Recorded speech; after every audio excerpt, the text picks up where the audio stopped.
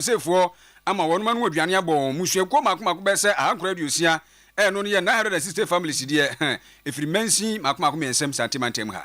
Sadanso ana waswafo ahwe amanone ensem eso yewura Samuel Okudjeto ablakwa ekiremu se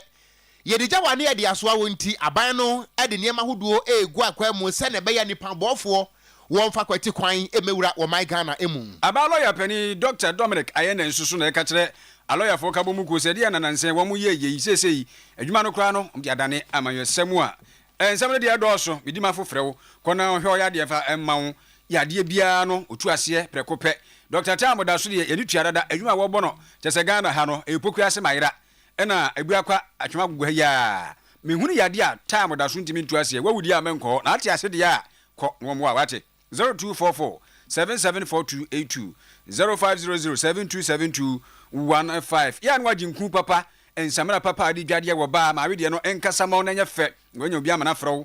ato se kama Divine Mercy Cosmetics Erika Cosmetics na yekan fo ama wo no empaboa ntade no titru makeups ne de just one ko kotu duduom makomako na fasiesie ho ate edum mesisa noche plaza ha yakan fo papa na ma wo 0553 457200 0553 457200 promise banso efrew enuro nyina no aha ne guo sanse woto bo ase abagire makom yenu miensa wakwa akoton nyamfa subudio so ne ni do so puru pabam ne de ama wo na wo esene no promise ba ubia tiase ese nuro no de eba heba yati obia di bosheba plaza ha edum 0535 544 681 0535 544 681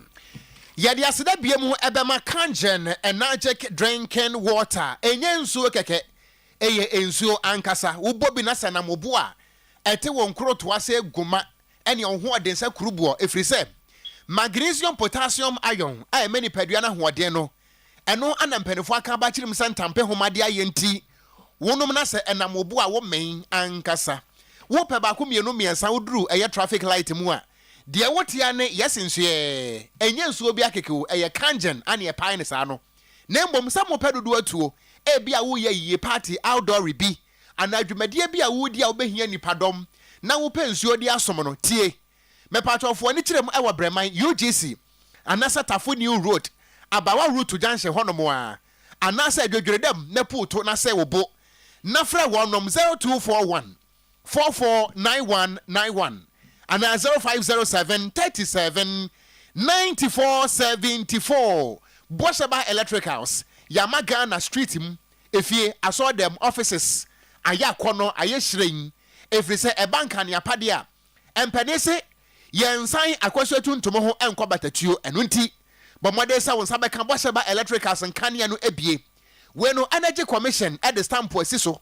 sadanso ana Ghana Standards Authority echiremu a na eniema no eye kama efiti chandelier corner light gate light ceiling light LED light baby biada floodlight CCTV cameras and cables ahodo sadanso ana air condition fans ahodo ye was standing fans ceiling fans USB cables digital video recorders bibi biada ye electricals de me patcho for ni kirem e wo Boshaba Electricals Natla ya no ejinemu miensa eja oba ne hon kronkron asem ne yekan edum PZ opposite Kejetia market eho Boshaba ejinem pampesa bebe hene entosi abomu poti kwa sadanso na edum Boshaba abro santentie mo nso ba hanom a etamu frise kwaye mu mrantie ebia ni mpetebie for ni kirem Oyerepa FM abro santentie ya se wo pe ba ko mienu miensa kurem wo na wo de kro no eye papa eba da ho a ehran se heaven kania na edum PZ hwanso ante atakofo abrosan no monso ne oduru hono mu a si yedi epu awanie eye papa nti woto a wo mokada Boshaba Electricals no social media handles de hian se obebo wuram TikTok, Facebook, Instagram baby biada eye Boshaba Electricals for 0322 030838 and 0536 095966 abusu adwuma ko no de wo mo edoso papa pinu aka ho ana ena nwumere yese nkonwa yi menua ne yese nkonwa de nsam no ba na da bia meta aka sese simpankenam wonyasam ahemfi a yamoransa dokono ana bo amane nti yese nkonwa yi ye bebo mo amane edi amege so ye gangster card ya mi tenkura wo ko ji abo okra no mene krobia Asante. Abusuya ensam na eba dwedwedam se keji madam a wo bi akwada zipu na yemfe mpu a sa kwada ye ma ne paransuo ye ensam no ase a ye ko emfimfim mantamu na ekuo bi a mepato wo mudin eye eagle eyesight won makoye hwehwemu bi broni kan se gwen eye undercover won makoye hwehwemu wo mode beto montere so no de boba no ehu akwasa sante bekwa afo ofin wo se eche kuroi ema ne se eche pawo wo mu ekire mu se wuduru eye fete sea defense a mekire baabi a mpanifo aseda to pampim se na beya se pono bo asorochi a emfa nipa nkwa nane asa atoa wo fete ene ne mpotam wo gomua east mensin no emo no nipa bonifo bi nso afa kwati kwan ana wo mu tu ase anua ye kan se sun winning nano na mpanifo kirem se wode abokokosua da ne kosua padua wo soma ya wono nso de bomochie da ne wo wionti se wo meya hweyi a agirasie ni anamobi enipa bi tu ewo ho no se epo abena ebo soro sise kridi enipa bewuo ewo mpatam ho ne nya asam ketwa wo bra woni nsam trofo di nkomo na wo kirem ese efiti bra wo manfo na sha ase se wo mu etu sea defense no ase anwea ama se sea defense no ekonkonho se mpanifo bet womo ebo mu amania na nso ye kasa mpanifo amfi na eno na ekoyi wopania wodi wo manim se director eye wopania ne din ede Patrick Ndego wodatu jana wo kirem ese wontimi nkana no ntum ebasa na numbebon no de woka kire mpanifo se de edro no anhwe ya enipa bekwato renche mu ewo gomua east ho no wo mbedo so papapa enkura hodo no betise gomua fete gomua nyanya no Millennium City kasoa budumbram senya breku ewutu breku ene ne mpota mu de wo mo konkon hokwa se epo abena bo asorochi enipa anhwe bewuo no ebi mada wo kasa ne mu nsem ne investigations are in the Eagle eyesight ya ye nyina kire se etimi buba so na afa ya hihye mu nso a yesan ye wo pui ho no e kire se aka mmara ne kakra bi se ya hwe ni ya ebetimi ebu afa so na ebu fa so a edan kura ana efie base over 250,000 and o mo be kire mo so vie no investigation na ye ne kire se efie ha da bi edra pua no ekoka fete kakraba kasoa eni tuba de e probeyira faye emo ntimi meye onye ne sewe enfanto na o mining bank o mobosia na yenwe de yense sika yenhwe encheye voter region ensua etiate se a even na fair na president Mahama wa sign contract a o mo ye sea defense no ejinu o mo say opani bi of Flagstaff House current John Dramani Mahama memu emu no ene wata o machi ebi o mo nti so odogodi ye be enu abe to mi anya na no mu tu akoton se Ghana for 2,500 efie e ho be kakra enso o mo ho nti eni ayeti yeyi eye Patrick Ndego na enu achi na wo kire mu ese nia ekoso no se bi wontimi ntena se enye hwe han emaduadu mfrani mesikotia no wonje bode betem na ono de wo kire mu a empani se wotu pempem a wotu kuro nensam a wode to dwa nyina kire no ene se wode adesrade ana Emma Inspector General of Police IGP Yera COP Christian Tete Yohono afenso National Security Coordinator ene mampani John Dramani Mahama se ye betena se ama wo men ya yenhwe han mani padasani sea defense no yetu akoton a ene ye kura ne dwada IGP Yera Christian Tete Yohono minim se enkrofo bi criticize di nkrofo atem police achiemo na de wo betu sam na wei ama oye na nti sei eba be fa krotu a eba ho no na sile jana bia na akwesa ampa na asema o ka se epanyifo bi e wo Flagstaff House na ewo no mo ye na adwuma no na me Patrick Ndego eye the director of the Eagle eyesight me ankasa ni nua mo NBC fo na eni ni eni ayeti yeyi aye wopani ane din ade Patrick Ndego wono ana woye pani kwankyerefo a ekuo yi ye fra wono mo Eagle eyesight woda wo mo ano ana de wokohunu ye wode ato nsam twerefo anim no Oyerepa 7 FM so yeguso aye som wa nwumere no nsia de ba bi obia wo bia kakra breo adrafo munya na momfa nipa no nkofia asomdwe mu yesere mo tie ntrotro ye taxi drivers mumre krum na krum akere dodo na momfa nipa nko ate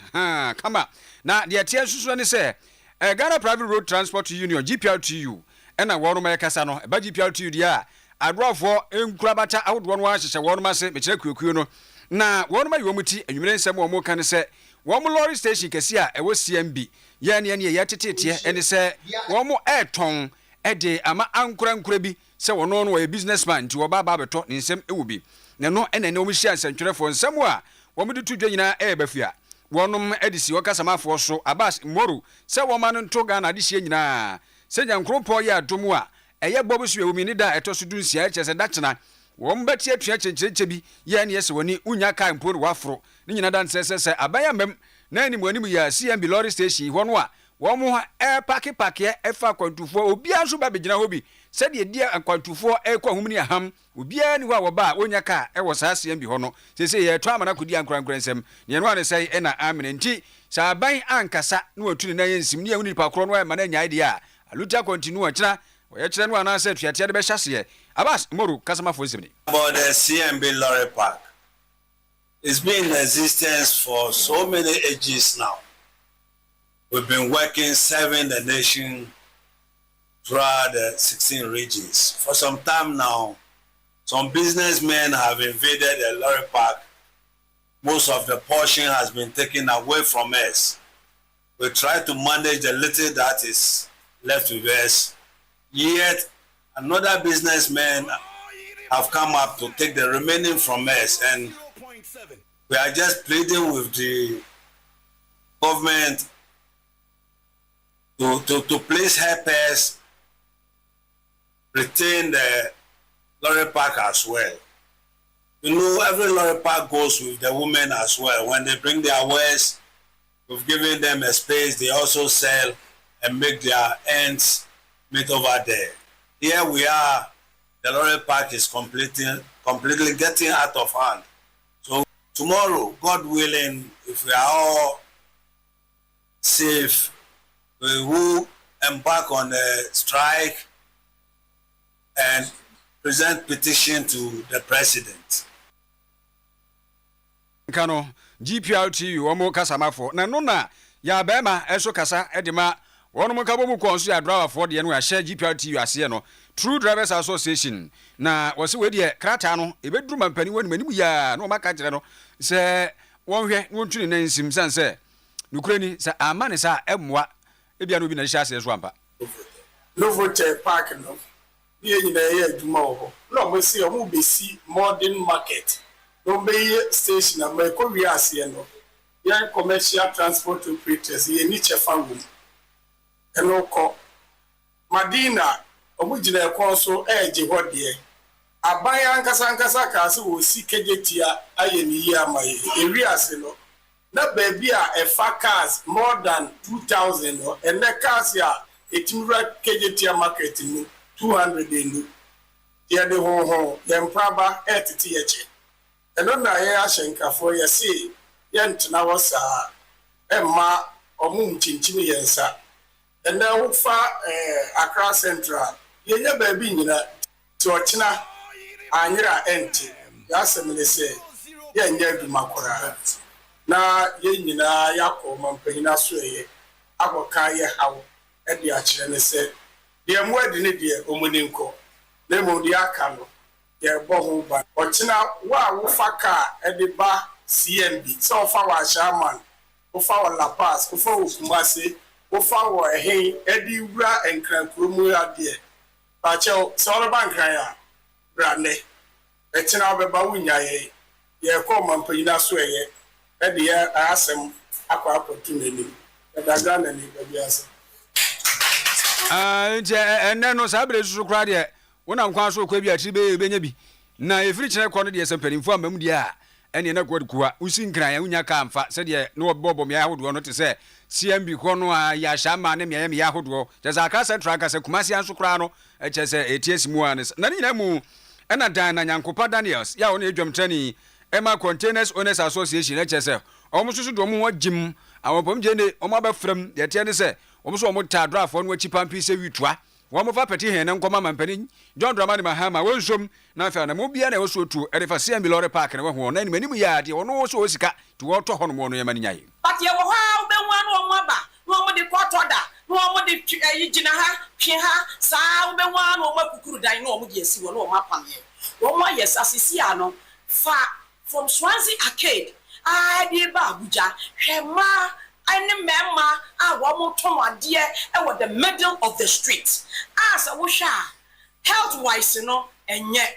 na wo hwa my Ghana 66 years baby ayaduri na ema ebinim yakunafo ebinim yesigafo enempo se wo ne be makura ate kura na be ma na ne chop money ya he na kantama bia oba kita nkwala anu ne bia ne ku awu agya no ana ase ne ku agya no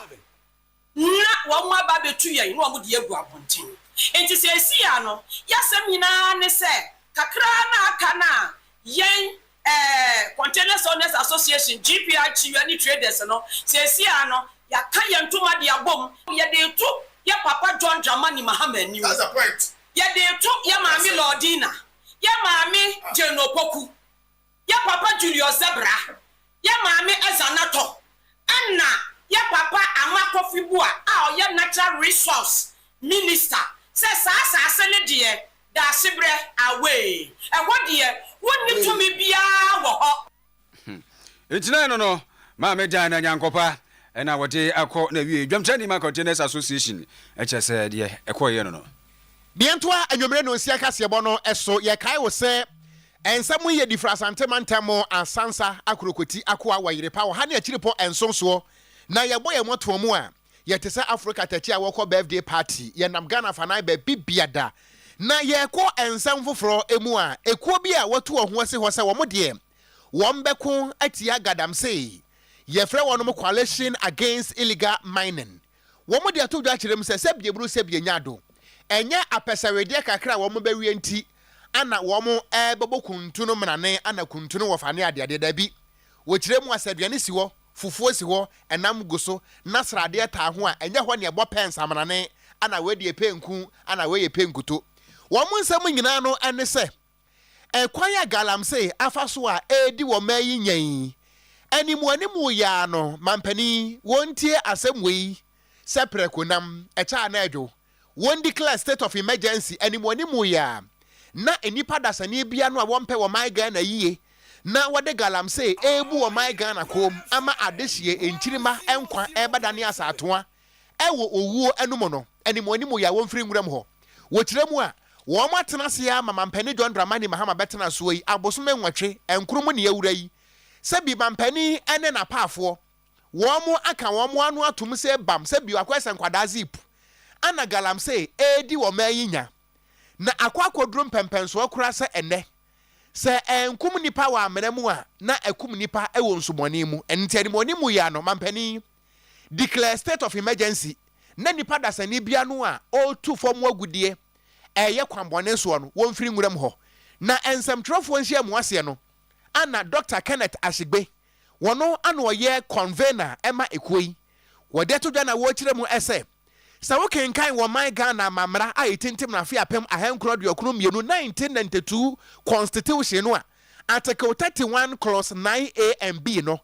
esese mampani wonya to me se ade ekoso bekum nipa no wo begina so no wasi ano kwan na wo kire mu ese kwaye bretuo mu mfidie ebia ne kokore enu nteniama hodo mampani wo begina so declare state of emergency no said the constitution e kan be bia galamse adro no e kan ho bi enu nti entwentwe so declare ni sesia 1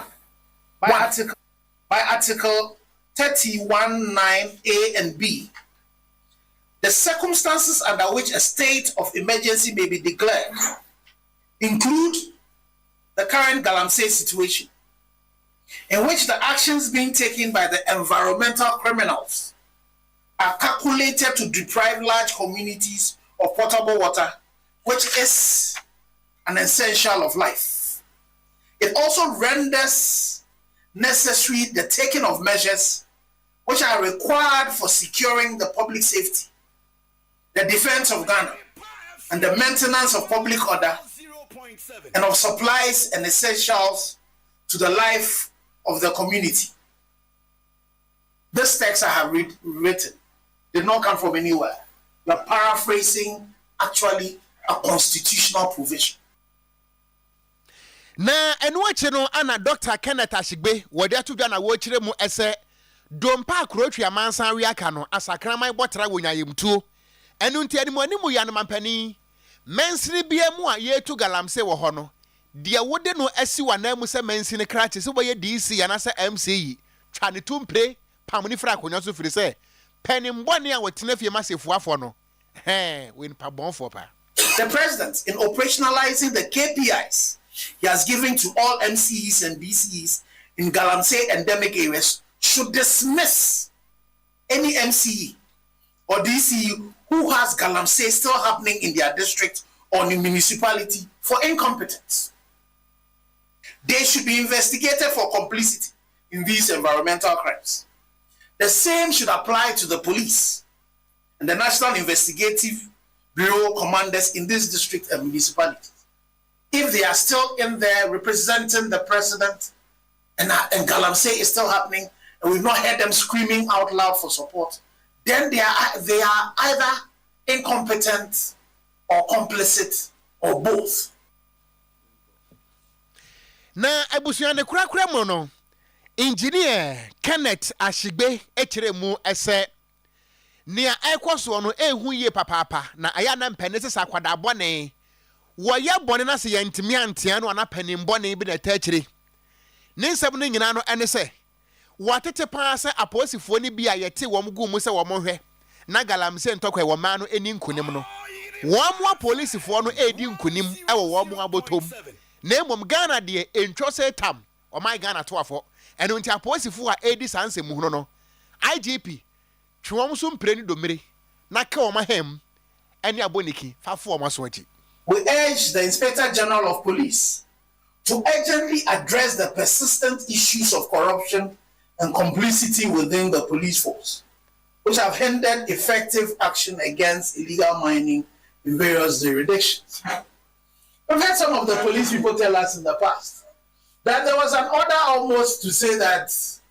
though in the past, in the previous regime, don't go and do law enforcement in the mining area. So was it surprising that all we had them do was that they go into those places and they go and do other things but law enforcement? The question to ask is whether there has been a counter order to reverse that order. Edio, Omei. Ye bebre wo ko bua kwan so. Enti coalition against illegal mining. Opani a wedi wo mwanim. Eye engineer Kenneth Ashigbe. Ana we no waka kire IGP straight. Wose IGP. Aboniki. Aposifo no a agigi sika o Galamsey fo no no. Woti afafo om na nkokom ene om na ntem. Na lazy om pabo ane miem. Na homo mema. Om tra gruba. Abusafo ya twaso ewo ensen fufuru mu. Woni a we yakua nkumankuma mu. E kan sa chese peasant farmers omo wokuo eya association no so Ghana ha. Na wonu na no ni ene wowura Bismarck owusu Norte. Ohyansa ntwerefo nene enkomodi a akoso nyina ne se Galamsey no e ka wonsem no a. Na odi atudwa se hwe eba Galamsey sese ba bi a eduro no a asantemantam mu no je wo mansi makoma ko be se miensa bi e wa asantemantam a ka ne 3 districts a emusuakuo makoma se ahankoro aduosia 960 families ene wo mu a sabre yi wo mo e ka se Galamsey asese wonom ensase enti aka bi ama asetrem aye bibi hwan ede ama wone wo hwe nsase ankasa nkontabuo opani ne adu tudwa no a wo se nsase be se 518 acres a ebetumi akasa sa mansi miensa no penu ena Galamsey asa no se popura ya wo hwe no baye a tituru fa no koko bode ene banch ne ade ya tugu ne ade tu Galamsey no wode ho nsam atu edwa ne no na wo kire se ya nhwe bibi ne anya se na makuafo kora no anka bi okwafuo mu a nhwe bi da no asabi nhwe ntwe na sekeka ko pebra wode bi apete no baye so na aso se do so no se nhwe ne ntumi nsa enu nti agise de ato firi suru ya ene obi a dane ba ne sanso a yeka no e de komre beba na wose ne manimu ya wose aban pa bibi na woye wo. You also listen to a lot of farmers now. Getting access to labor has been a challenge because the young people now prefer to go to the mine or to the pits other than coming to help in the farm. I think some months ago, one media house also did a report about the level of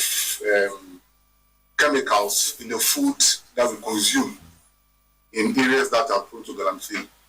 And the report showed that there are incidents of food in some of these areas that galamsey is happening. So for us, with all due respect, I don't know how much worse does the government want to see or witness before they declare state of emergency. How many more farmers should lose their farms to galamsey? How many more of our water bodies should be polluted? How many more of our youth should be going into galamsey other than other productive activities? How many more of our food should be contaminated before we say that we've reached a stage where... Eti openi na muti no nka no Bismarck owuso note na nyina mu no na yewra chei kwadwo yamwa ono soso na eyepeni da Help Foundation Africa no ono soso dia odi tudwa nyina befua we se etoda anase mponyeze bi etoda bere bia no aba mu panifo no so hyehyekyira sikanti so wono mampani ene na aba mu panifo mo nani enko ho kyere se ebekuze bi nyado nyese bia obebo gadamsefo no ho ban titru na nsusu no wasa wo hwe kwampa befa so ye kan ye kan betumi etu ase sanse entimi nkonko ho sa nkuzie wi ye na ye kan nsuanso bia de ba no acha ase kura dada ya koye se omampanya se mo kan ye no na koye se ye kata eye ne maboni agalamse ni yeso enam sike bia ye nya wo mu na ye njindi se e wo sasa na wo se kan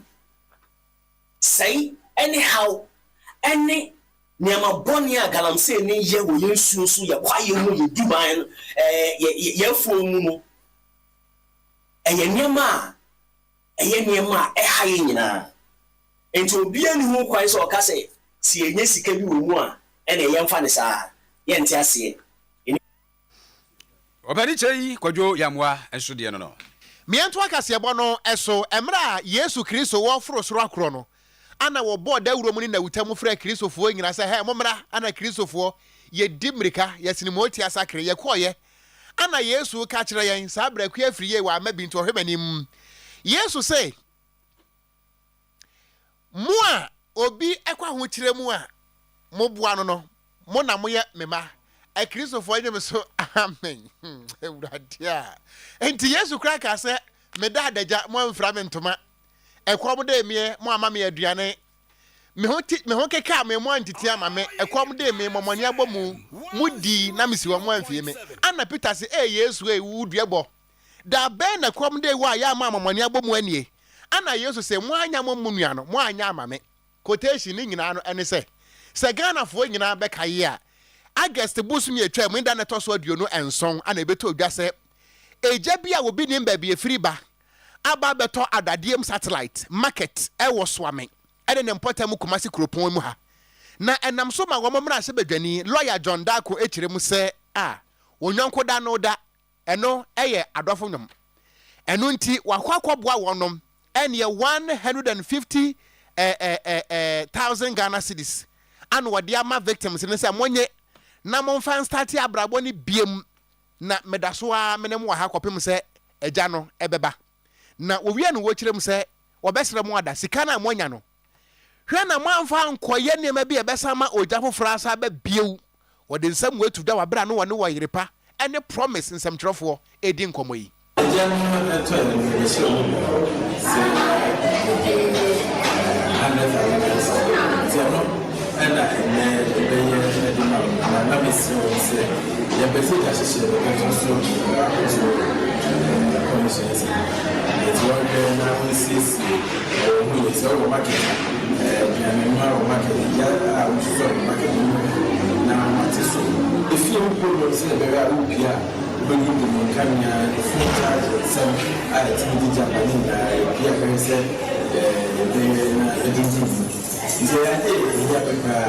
sometimes we do that in our France or Canada. In that, it's a danger for 12. It's a very business. They may be sensible, we say, that we are here. Now, I don't know my fees are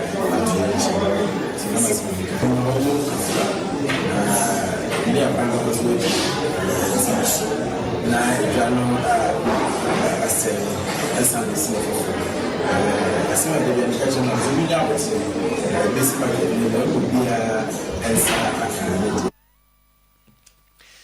Emra Sebedani a wate akonya so ema soame abato mpesua so asante mantem kumase ha lawyer John Dako nene ana yete ye no na eno achi ana chairman ema adadiem satellite market adwadefo no ne den ade owura samoa akwasi asenso wode atodwa akire mu ese baabi a hono mu ahye ehɔ nana wo mo ensaka wo mo aduane wo mo daily bread hono mu saka no efiti bra eja ne yesa no wo ntimi nkoho bi mu no ama abrabɔ no ayɛ den papa efiri sɛ woje abrewa poma na ne nan ya na waje no nti ani mo animu ya no wobɛsrɛ sɛ MP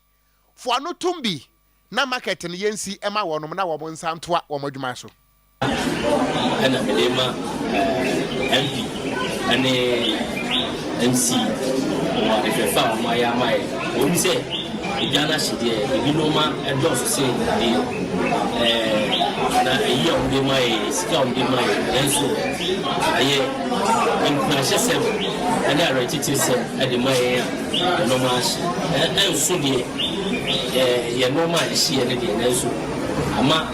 enya ni da so bi say na say enya kuma pa bi say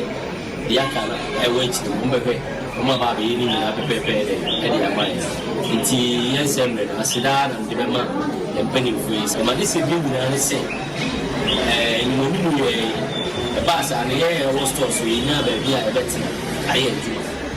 na o so won patalo so sa bi obia na o de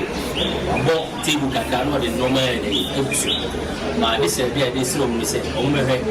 se de every any e kan so kwa ku minister na oni na di hon ko na e won hye bia o bia oni na ka sa na esrese enimoni mu ye oni nka na o mebo ya sa kwa so na se bi nya ba bi fufu so le atena na ye ma me no so de ba bi atena aye atuma adwadifo no wo mo nka bom kuo no a wo mo wo ho no pani a wodi wo mo anim se chairman ne ne ate yen na ni nyina mu na lawyer for ka bom kuo akoso ye no ehyiamdi a de etwagu ye nyina wa abonten so ewo atifi atoye mantamu enne sese afutu Dr. Dominic Ayene ene ya ba lawyer pani attorney general na ne sem wode to Ghana Bar Association wani mu mecha lawyer for kabom kuini se ase wonom ya mane afiri kwantempon no so nti a woka nyina sese akwakwa akogina pepe so se aya mayo senka lawyer ni se bi wote ho na bibia ba no a efo ma no ho se empo nipa bi na anya asem na ebeba se ye nyina ebehwe kwampa ebefa so ade ye betu yie so odifo a ebetwa ama na ko odi bi ebetwa ama na ko ho no amanyosam nti na kyese yakwa senefa eno na wo kyeremu se eba ne sa emwa na mamra constitution no a eda wo no mo saa no edi kan ewose no bo ho ban yie aloyafo ewo omafam de eboso mo ye ansa na atretre aba oman nim sebe oman no so ono ma na sundwe ho ti aloyafo so afam de eboso mo ye ede bo oman ho ban no ede so hia ansa na banipa yetimu sanse sebi ekusa bi nya ado oman ni wono mu anipa nya ba bi entena ti ni nyina no akwa yafutu a wode e ma se empempi no aloyafo sesei wo mu nyina mfimfin ba bia no kura no wose ade to no yemfa no mu nya se bibia umadane na mayosem a yakwa akonya mayekuo wei aloyafo nya mayekuo aloyafo no wose emfato ba akubi obeye eti se ma mesha loto se kane adwamtrani ede emma abato commission hwikwan a yefa so yi maame no ede efiri ho no mo che se aloyafo ano dwom omantumi anka bibia no keka ya kura de besa be twa de fa sa nansi a ma mega tutokonu eni nyina no o che se aloyafo bi ya wo mtema yi mu obi e ka de wope obi e ka de wope obi e ka de wope e wa bra nka se o mu gina mfimfin no won de nchechire mu a wode ma aye futu esronko wo se emudi esronko wa aloyafo adwuma ni mu no e so mu kuram yie na mo di nsiye ne nkodan aye adwuma. Lawyers were central to the nationalist struggle, drafting petitions, leading debate, and championing the cause of independence. Since then, lawyers have been indispensable in shaping constitutional governance, whether in drafting the 1992 Constitution, defending human rights in times of crisis, or mediating in moments of national tension. Yet, our role in politics must be guided by principle, not partisanship. When lawyers descend into the arena of raw politics without restraint, we risk undermining the very foundation of our professional credibility. We must remember that our allegiance is first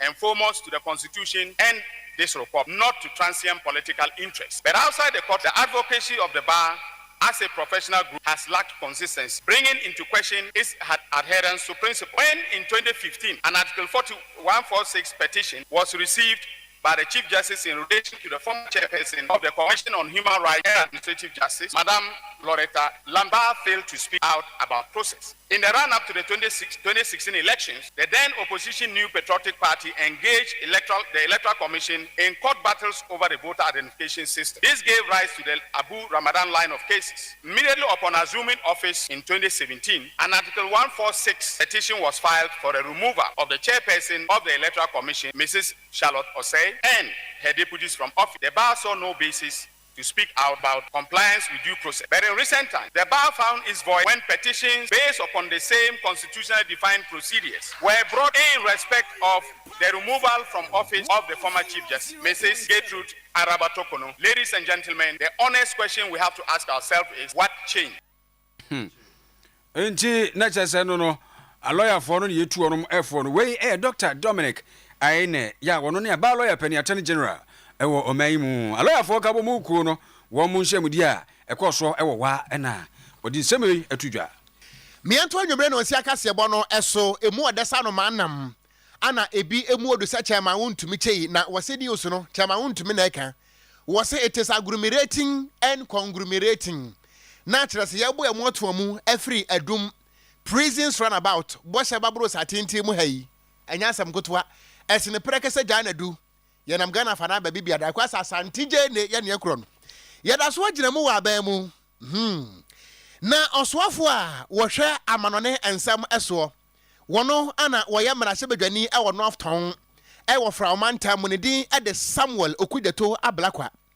wodi nsem bi atudwa afa Ghana ye bambo ensensam ho na ne nyina no ene sese Ghana fo beka ye a America mampani Donald Trump wodi nsem bi aba wo man yeti he na nkenka bi nhiem na besa na watwe mienu miensa a etwa mu yi ne beto dwa se America mampani Donald Trump ene waye deportation na deportation no nso a wo munya Ghana fo eye adehia wo no efri Nigeria ene Gambia a na wo mu ebo wo mu bra e wo America wo mu kodi nsenseme e ma deportation kan wo mu no wo mu krom wo ho na enso yamfa wo mu anko ho American fo se yamfa deportees yi emra Ghana ha na bagira pesie ne enyadoa ne momoni agbomu a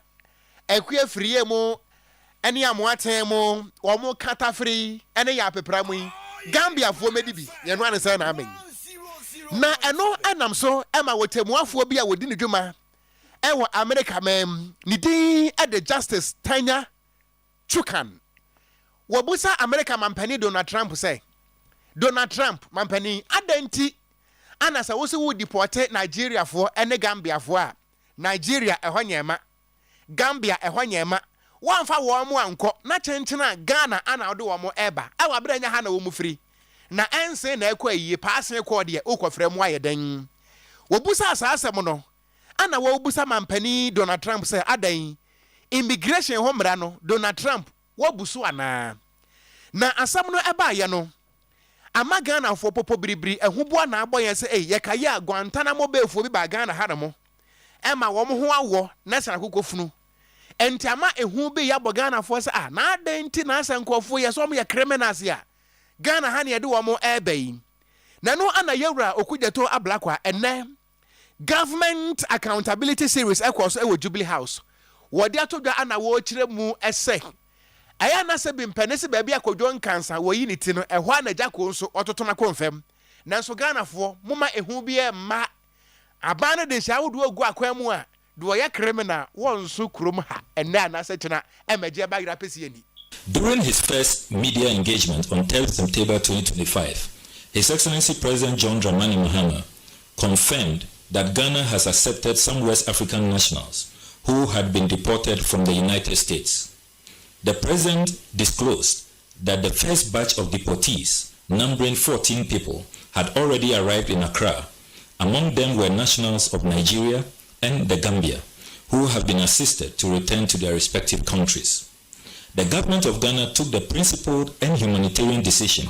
to accept the limited number of West African nationals deported from the United States under exceptional circumstances, President Trump has secured a positive verdict from the US Supreme Court that he could go ahead and remove these nationals and dump them anywhere. As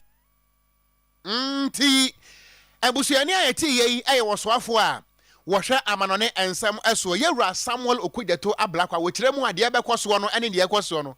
Ghana obi ayebo nhye no efiri se aban no wakeka ahyem se nkradoko no obo man ho ban ehu bi anim Yantua so ensem foforo mu Oyerepa 100.7 FM so en wasugo a u etie no ensem foforo mu a ye kwa nanimu no na kyese ye wo ikuawduo bi nsuso ewo mayi mu a said you go aye can one or Suswa Apomdin in Manuasia. Bako any Association of Human Resources Management Practitioners in Health Ghana. Now woman eka say almost say Omaka Triesha.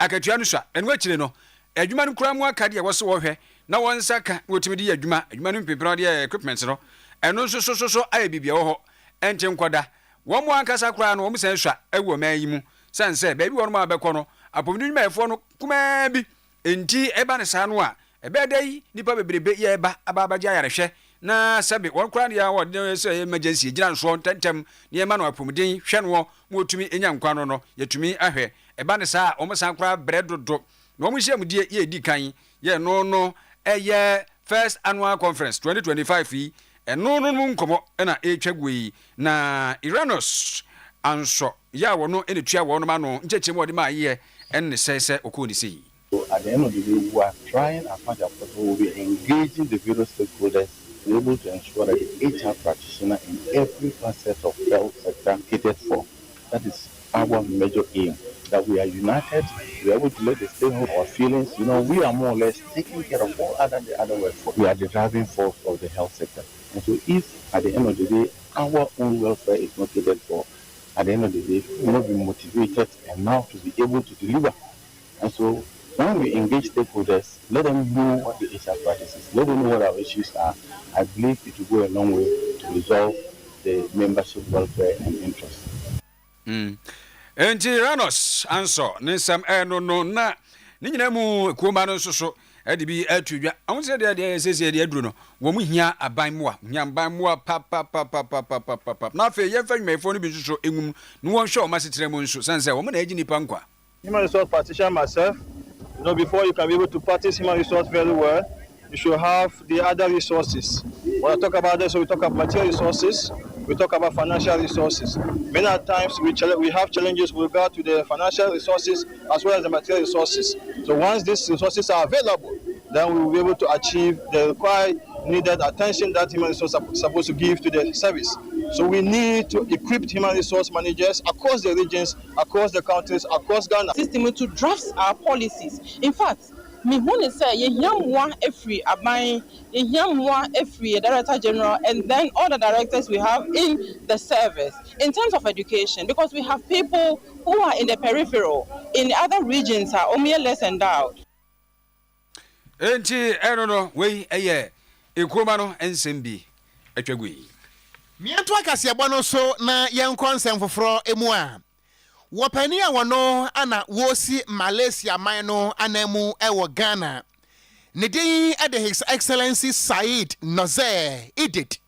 Wodi nsem bia toda akiremu ese sofa mamen sofa eno na ma wo hena pakan emu ye ha. Eno nti wo behwe na sade wo man yes ya je Malaysia man no na ye ne wo mote asomdue mu no nanano mo se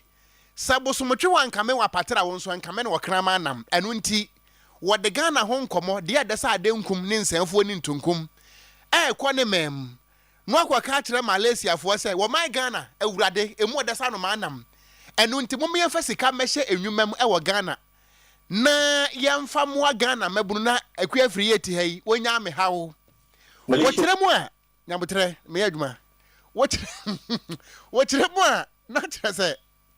Ghana de pa brabo de yankwa. Malaysia is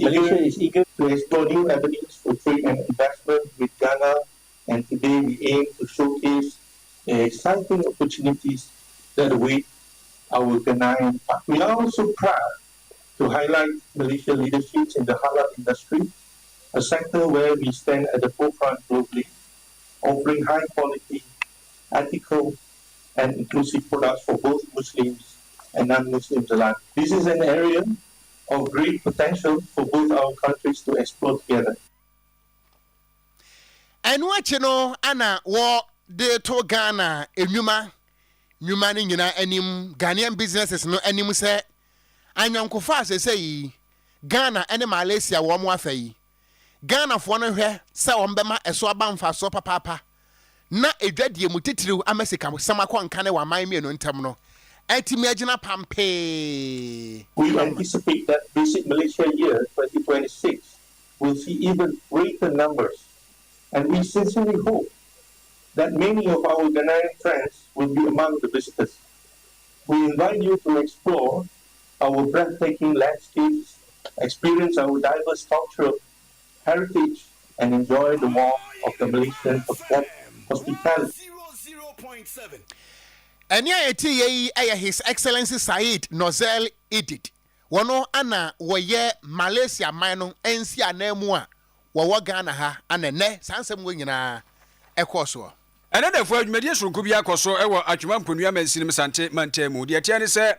nkurabata ye hwe adwumkawo ewo enyinahin aban aya asabia na chese woni a woboa na sabia kusabia nyado obi nya adwumkawo a obehwe kwa obefa so obeboa ne kakra na watumi enya apomden ewo nyinahin government hospital no wo mu etu anamo bi wo mu trufa monten so ye nkyerɛkyerɛ na wo mu nante so ewurawura hum ni aham ekyerɛ se sebia kusabia nyado enubone nom no adoso ewo maburum sese dodo eno nti ewo so opekwanpa aban no ebetumi agina brane na afi entete no so akwakiri na yetumi atu ase e de afiri oman mu se yetumi kpontu ase a ene kakra maburum bete ase se nsanso a wudu nwura enubone numu a ede ebebanie nti ewo se wotwe ho ede efiri ho na ne nyina mu no adwumadi ne koso ewo nyinahin no eka ho bi ama mental health authority santimante mu pani a wada no na chesa Ashanti regional coordinator Madam Faustina Nuako ena afi pani a wono so wada Willing Way Recovery and Rehabilitation Center no wura ye Lydia Abra menu enna de nsem tudwa mpanifo bienu na nsem omo kan ye no de anukure nie wo mo kasa no akwakoye se wo ya babunu e so otwe ho edikan efiri nubone enom ho to so biem aban so ema na ne enko ho pa no won fa ne serious esanse ba bia ne emesikika kro no anhwe ya wo kyena bi na eya agensemo sanse de eduro no ato pampieto breme yenhwe na afi yemwa ema nubone enom enkofo ne ban sa adwumkaw yade ye no soso no ebekofo mpa timi atu asempo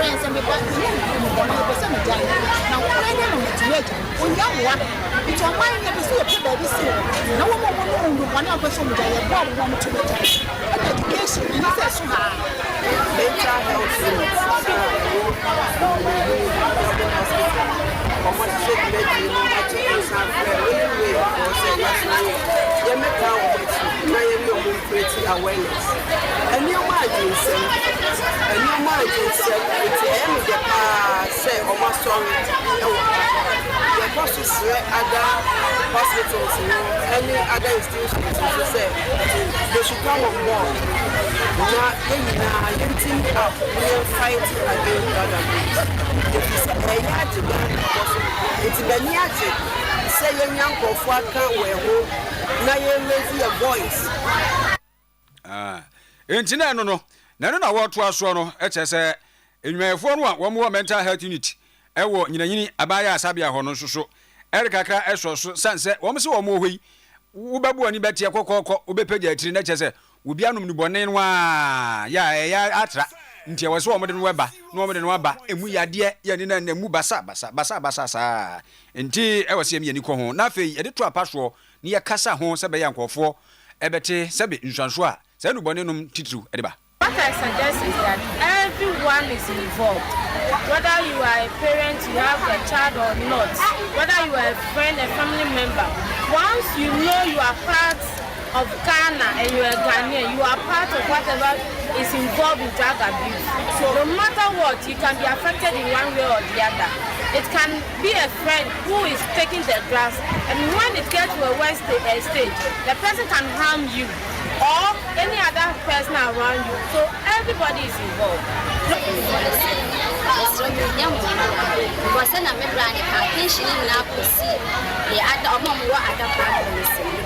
sometimes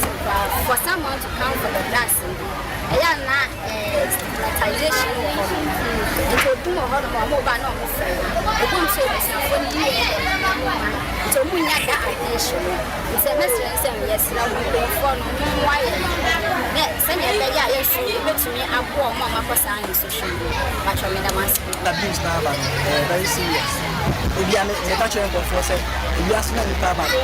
major asset e you need to do it right said you are on power down on power down but say the moment I need to down better man from na position entina eno no abusua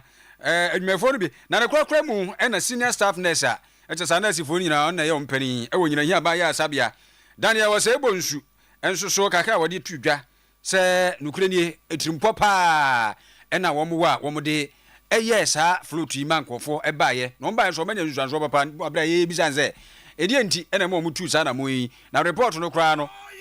dodo wase na eba aka bia mo mutu sa na mo yi ina ya sike asentia ba kwa ba ni ya tu ya ni ya shen patam an bonesem adi hiwo patam enti wotayenti a this years no say the year no say the chi adwene so the refre akofra mo ka bi egum obi ti say what police commander registrar say na be ya be chi adwene so na youth nso a omunya nko mu ombetimi ejai enu ntini ye to nsafe school for some million na entwea de nsi so mpo dodo na wonko mu na omu ema mu nko omu so amako mu na entwea de nsi so e bia normal na omu ye enye pa na omu yai antina jasa nka no mum na be ye story no Daniel was ebo nsu ena moten wenka no ono ena we senior staff nurse wo nyinayi abaya asabia organizers no mo dwumadie no ho totoe no ono soso waka ho bi miento akasiebo no eso ayesa akọ aban mu ebiem na emrahye badwane a wote akonya so de ma abro asebu kwaman kasefo eye Felix Ofosu kwache wono ana wodi aban enum nsam atudwa minister in charge of government communications wodi nsam bia tudwa kirem se wanya ntie sa Ghana for na tiem sa da ya ban on declare state of emergency e wo galamsey so an wo se konfo kwa da nwom chatim nya din ebreso na sesa ban o declare state of emergency e wo galamsey hu a pew wo de betum. Government appreciates the genuine concern surrounding the issue of galamsey because of the threat that it poses. It has naturally become an emotive subject. People are deeply concerned about it and they want urgent action. Government understands that fully and such urgent action is underway. Let me indicate that on the matter of state of emergency, the President said that there are conventional approaches that are currently being deployed that he believes would help us achieve the objective of wiping out this canker once and for all. And that when it becomes necessary, a state of emergency may be declared. Honorable Felix Kwachi Ofosu, one of her abai egeta with yeso. Chese we acting chief. Ukrai esan eye akwamu hene e wo bechem na matan kunyansa aseso of mantemone opama so no boampon bekwen. En wodi adesede eto aba no animu se wontwanani emehe nkura ba cha hwa apomde so no ho. Na animu ya nurse na afi midwife training college no wo momoden na wo mesibi na emfa emwa wonom entete ene apomde pa na no wo chechemu se yewo chese sukusu awdodo no ho na enso so fanos de betete nurse fo ne midwife fo no de a chese omuni bi ntie no so ameka wa emwa nhyamudie we nyina akọ so wa bra Tanosaf about 1 person no MPP de ono nani abre pa se kwa bia so da chi bia no be him wo mpesua no so no owura justice upon Robert ekoye no de niema ekọ nanam na so so wo hwe echimu a nkenka ne se pinnacle of education and pre nipa bebre bechem school no mobile nti bechem krono de ehia se midwifery ni nurse no na chesa pomuden so abeka ho a na aboaye any degree no kwa nya pomuden since ya me no kase you for aba me ha pesgafo SD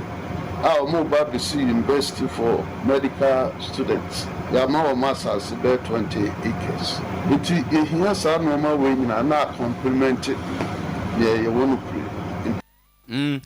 Obama so no one pon be kwen etwa so no say we be chema ba ya sabia sesei edan no kra so no nyunu enyunu ta ba mu hiamwa in chance nyina atete nsuo to anabo wo necessary wo mu ni quarters bia ho behind that wo the bit junction never say emergency yes ni hia wo mo so ho na afa ni ekọ junction afre no no mu se telephone ho de be ye nanke wo nurses quarters wo ho kama doctors nyina wo be bit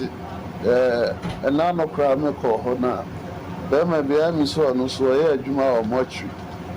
wo so no aye adwuma o kofie no na afi ye frɛ no anti opama so no bo ampon be kwen no na we ro jase so pon Robert aja odin sra ko yi na wo se ne na kansa oba wate nti o twa ni akwa aba ya asabia no se de ekwa akoduro ene wo hawa o mu namu no okutie ene na echema ahene ne mpanyufo ne ahemfo aka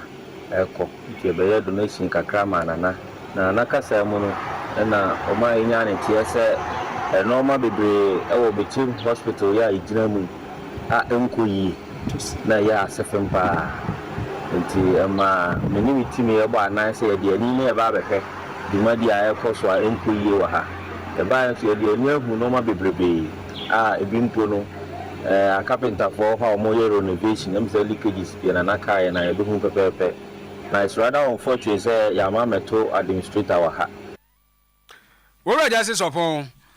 de odi kohwe ye miento akase ebo no esoe na watwe mienu enie ana Ghana Water Company Limited wonom na sone nsuosuo ema ye bobi gu amanimu se guna etia nkroto a na ye ho dendende se kuruboya ne ekro no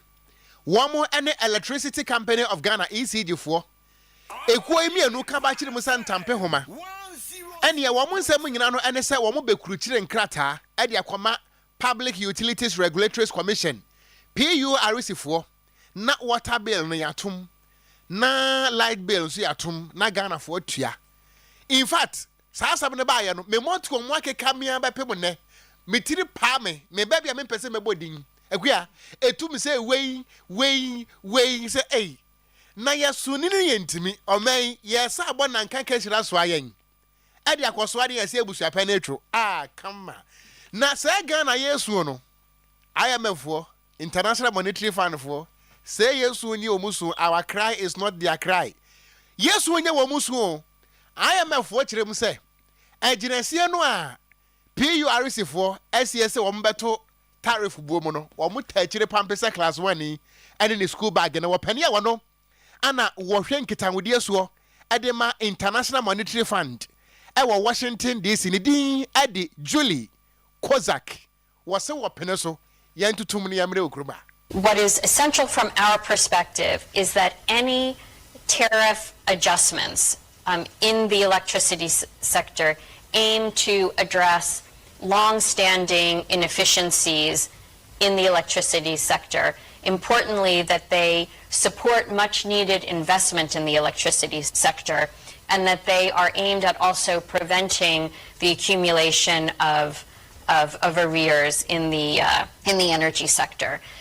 More generally, we are continuing to support broader energy sector reforms, including private sector participation in ECG operations, and this is part of a broader effort to strengthen the performance of state-owned enterprises in Ghana and to reduce fiscal risks. Hey, Mammy, would you ta wachi no money kese what I be meant to me Jaria na minwarie Bible krasi de wadwarie akua we hia dwade abiem age na se wohro ye betwa coat abadwuma yim na wohade a mopre ho enyu se ewiaso ho ewiase ade pa ba kwa mahunu se sebe woni krama di agro tafre wa no what ya se na nka ye na Ghana ya mfa ya tamanko boy mefo edi ani se omomom na nche sika toto a na nka wo obi so oto ono kra na oman no waso oto ni nsuo bu moto ne nka ne egbu ma wo tia ayo IMF tia bruchiri Washington DC wo se wo na IMF na ma stadium a ade bia ni ho asa aba ebia ebe be mia wo manfo no a omro ma no atum bi se ade ebe di eba be mia wo manfo no timunya yo na ade ni wo ma na chiche mra ma Ghana se emia emfa ni mefu bi enye wo mo ada mu refi one more small boys pin oh IMF bi se mi hunu na ja na me kan wa na ade tama kobo mu die nie e na omum na ekire wo die wo ne ye so ati ase na kanya asem ne ye nka ka Ghana wo man too good we ni ma bebre ba Ghana yakopon dia chen obi tini mem se utu nsuo no nka ne agbomra wono no fo aso na oditi ampa nso we a wo ma kan ai IMF fa kraka ye IMF fa kraka ye betum enso wo hwe mpanifo a ebu o man yi a wo de IMF yi age etoto Ghana mpanifo ho a Ghana for mo na nka nso ane sa boys and girls no ana mpanese se wo hia buburo kan ne abusua na kwada kire oduku bo se be ma ye be friend say wo ka tima na ma kire kaka ana IMF no wo muni ho no mo for development ye oman bia wo pem puntuo no ye World Bank say World Bank ma besia de ye mpuntu asem no na emom IMF de ye koto beku ma na so Ghana mpanimfo o muduru ho no mo a na de ye ntwa ho cake enche ho momone abomu ni ade so ye IMF for de ma de na IMF for cry do ma tum ye se atum na onu ne chiri ba bi o na be kire wo de wo ye cause we sister ya o ka say we say o ka say abanisa o ye small girl we fra wa de dem kra ba ye nchi abanisa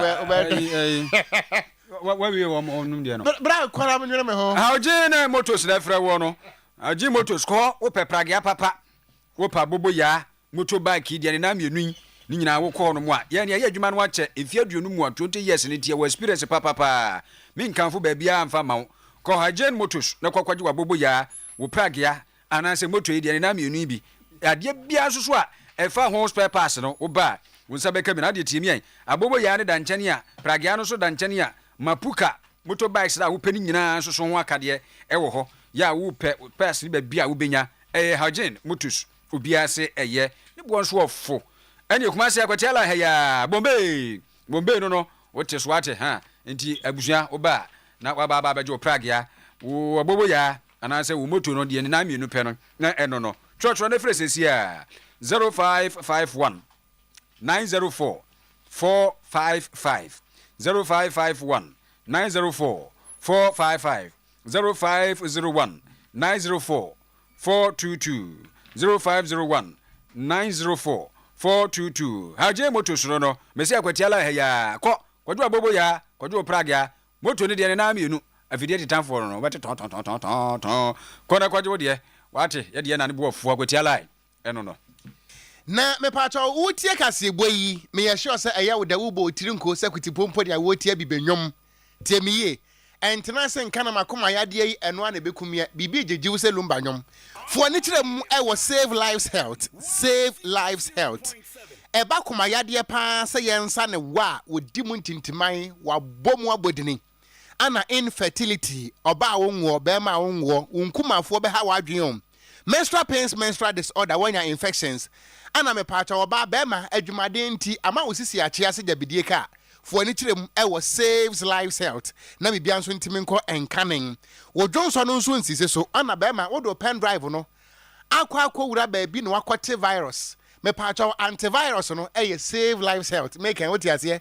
so fo boyti ho de ende bo ntrim ko se ya bone ntrim pacha ma no nso nko ho wo mo Ashtown Jehovah Witness Junction honomo a ben S5 fra 0551 37 96 99 and 0500 1657 22 Faith Homeopathic Clinic NA was a stroke bedwane, infertility bedwane, fibroid, sayadi edawayasia, your friend say kutu say bam, answer on yam, and so now yam, oh pam home maternity, oh how ho, ama brefi, diabetes, me patch was it yadia. A croto who a muda, nantuma gufi na huna mania, what the bed chikromwa pamum, say, oh, punches are, and pressure, sexual weakness. For nitrem ewo Faith Homeopathic Clinic. Mamoya dia so a eno nkyerese won timinsa. Edoso. Ye pentem say yasem konya. So hu kama. Me pa to hwehwe wono mo ahene makokoben 18. Frezel 246 72 8675 and 0556 27 2671. Die dru so no eye aye enkai bo. Wona wote ayi paso nana oti Nana Otiawre a otoso mienu eye tikrom hene Nana Otiawre eye tikrom hene Dr. Kofi Amwa aka Citizen Kofi or former GFA chairman ewe tikrom kama Oraya Buadi ewe Holland papa bi Opani Kwame Jebi enso ho Dora Boateng ewe asaman Comfort ewe asaman Frederick Bewa ewo Kumasi Ivy Boite ebi ofia ha ono USA so for be ko USA wate Boite for the amon sagara o ana Emmanuel Bewa enso USA USA for mu ya kama Nana acha ajiman oyi akwan enso ewo USA US for metem so a mastana podada Michael Bewa enso Kumasi ni nyina ye adwase wa ewo Denmark kama Copenhagen. Anna John Amwa Kilomi phones ebe kumase ya. Anna Comfort Ousia Royal Bakery Tikrom brodo ankasa udi boti mu ase de wami akuro no save few. Anna Estella we are enso wo UK edi we dem intibida as we de pa Estella wani abusu nyina na aka bom yin wo se ayi atwa agado se nfuta braba atiagu esenkesi ana mansansa da mu ene adane abutu ama ene to abesano wo mo papa wo mo bibia nana kwasi bawua enya mfinhia wo ha ya misra no ye kasa papa ato nanom ewanse do na ye mu hihye elie abusua kirem se nya me adomu a Memenda September busume da tosu aduom ana wode papa beto mpem ewo no ankasa ne fie oba obere yi a udempo mpanisi atwuro ukura bampo yatwuro di go ho enu ntia de no beto no ane fie yenkosi canopy obabi a ewo tikrom efiti awia onya wia ahemache no nan pem kopem anopa no ndu papa beda mpem na ye file pass ni yesu ni ade na ye ho hyehyɛ no a 20th September no ewo no ane fie tikrom ehwa no betena ya yiye no wutimi se owo nice compound eno so awia prem to bre kwapem anwuma no nsia saa mre na yetu apo na nkwada no ka ye we keeping wase yo tumfutro me pacha wo ba ya mo afade no enye kokko ani tuntum enkofa moku tentie bia nkwa habusu apani adwen yempesa ana me pacha wabusu ne so de pe obesa betra se wo hwemani mbua moku beka dem kwasiada 21st September ono ane fie hwa na be bibia ntimo mfa ichem trim sa enti egina so akase ebo no asa ye ne no di agro na ye bunukom sen ejen yemfa emu aseda mu piesie ema owura Emmanuel Odrokoria wona se mu ema yen Jimmy Cliff patapa adam for par no woni newsroom rante na maba wa no o mka bom sa no asa eziefu ekosiefu no bobo ansam na no ma ye afa ya ne ade a na sava ene papas lai o she blue saron ma kai Chelsea sabre no ana